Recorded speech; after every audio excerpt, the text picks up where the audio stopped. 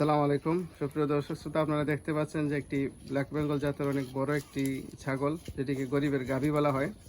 এই গতকালকে থেকে ডেলিভারি সংক্রান্ত সমস্যা, এটার যতটুকু মুখ খোলার কথা ছিল এতটুকু মুখ খোলে নাই, যে কারণে একটা আঙ্গুল পর্যন্ত ঢোকানো যাইতেছে না।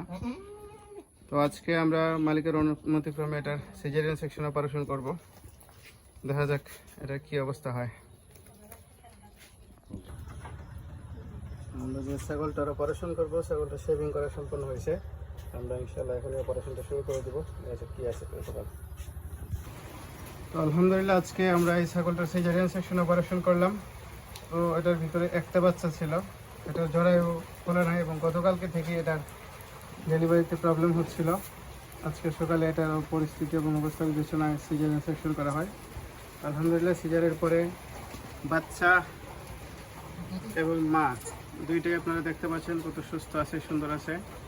আশা করি খুব দ্রুতই এটার কাটা ছিঁড়া যে গাটা আছে শুকিয়ে যাবে এবং বাচ্চারাও খুব ভালো থাকবে ইনশাল্লাহ।